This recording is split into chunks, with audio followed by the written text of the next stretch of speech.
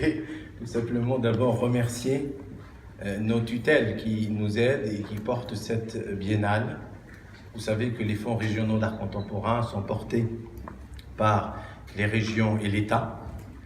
À l'occasion de la création de l'EPCC, FRAC Centre Val-de-Loire, la ville d'Orléans a rejoint l'EPCC en tant que membre fondateur.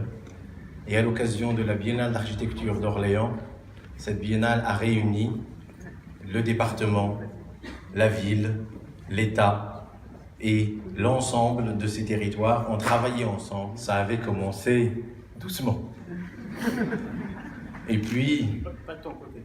Pas de mon côté. Et puis, très vite, nous sommes arrivés à la conclusion qu'une ville devenant métropole ne devait pas oublier qu'elle devait construire cette métropole et faire acte d'architecture, et que la proximité, la présence de la collection du FRAC Centre Val-de-Loire, une collection d'architecture très très importante, pouvait être une opportunité de collaboration. La visite, c'est une exception.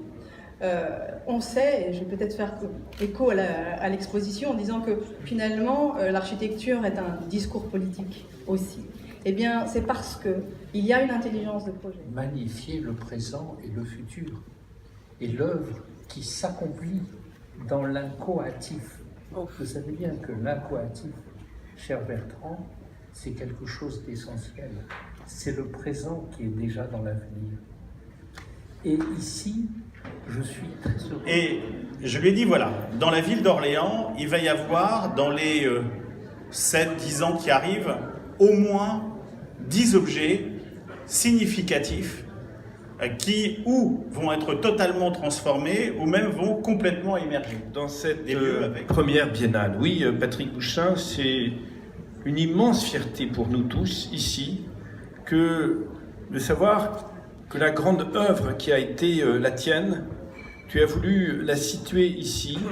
Tu as voulu la situer dans ce long travail de rassemblement, de la création, de l'architecture du XXe siècle. Des acteurs qui, à l'échelle de notre région, s'engagent pour faire que cette région soit à la hauteur de son histoire, soit véritablement une région qui, non pas sanctuarise ce qui la marque profondément, ce rapport nature-culture si bien porté dans la période de la Renaissance. Ça n'est pas un moment sanctuarisé de notre histoire. Parce qu'elle a réussi à fédérer dans un même dynamisme l'État, la région, la ville, pour porter cette manifestation, pour assurer sa réussite dans ce lieu effectivement qui est le témoignage au quotidien de la collaboration exemplaire en matière de culture entre l'État, la région, le conseil départemental. Alors moi, il m'est arrivé une histoire, mon cher Olivier Carré. Dans votre ville, je suis tombé parce que le trottoir était à la hauteur nécessaire à un handicapé. C'est-à-dire que donc,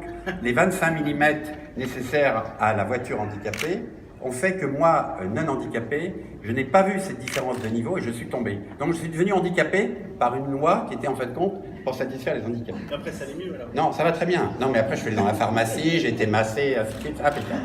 Mais c'est simplement pour dire, si vous voulez, que on va essayer, parce que comme quand je viens quelque part, Jean-François, j'y habite. Donc j'ai mis une fois 7 heures pour aller à Orléans, donc le train est très long.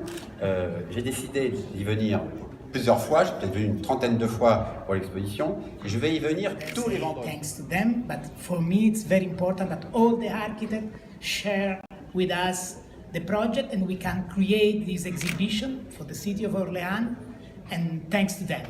Merci aux architectes, merci aux artistes.